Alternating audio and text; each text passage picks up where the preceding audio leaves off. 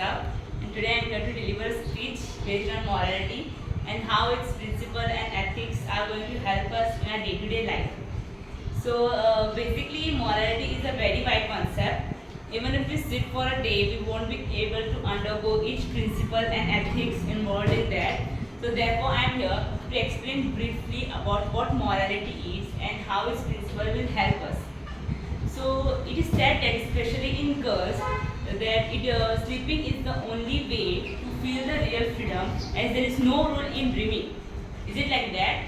Is it the freedom for a girl to do what she wants to do in her life, or is it the freedom for her to choose her own life partner or not to get married at all, or is it the freedom for her to walk in the streets without being scared or harassed?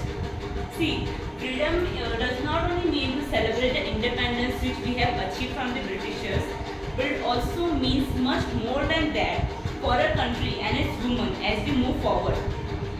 Basically, morality and freedom, they both are interconnected with each other. We have the freedom to do things and we have the freedom to choose things for ourselves. But morality teaches us to choose between the right and the wrong behavior, to choose between the good and the bad thing. See, morality is like more concern about the conduct, principle, ethics, values, rules of a certain particular person. So morality falls under a concept called as dictum, which says to do good and to avoid evil. We can observe it in our everyday day-to-day action. We can even observe it in the most simple act which a person is doing. Okay, so to shed more light on this concept, I'll give an example. So for example, a girl is there and tomorrow she is having a paper. So she decides to study all her syllabus. She finishes all her syllabus within a few particular hours, and then she decides to take a review of it. She decides to do revision of whatever she has studied. Morality comes in. How? Why? Because morality helps a person to choose between the right and the wrong behavior. She might have many other options. She might scroll her phone. She might even think that, okay, enough for today. I'll go out, I'll just roam and I'll come. She can even think that enough, I've studied for long hours. Tomorrow I'll directly go and write the paper. But no, she decides to revise it. She decides to review that, whatever she has studied, so that it fixes in her mind properly. Eventually it will help her only, because she will have very least chances of forgetting whatever she has studied. So morality comes in like morality helps her to select the best out of the rest.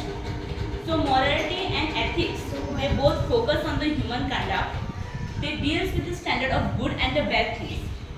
Okay, so we all have the freedom. We always have the freedom to do things, but we often forget to choose the right thing from the wrongdoings.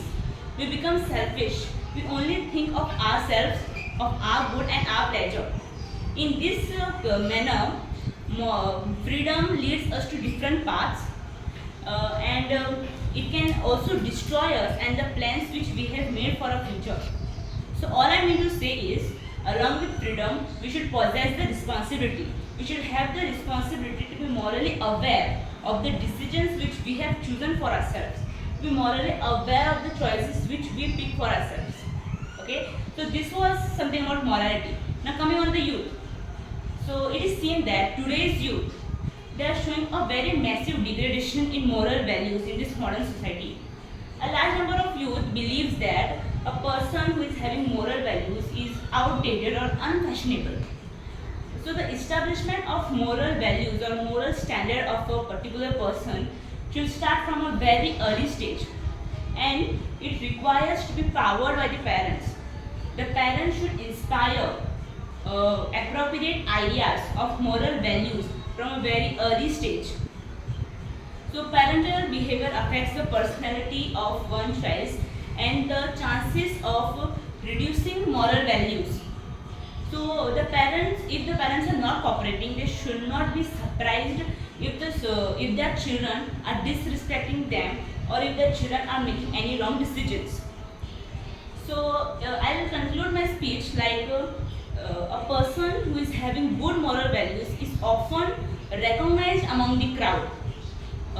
He is always appreciated for his behavior, his good attitude towards others.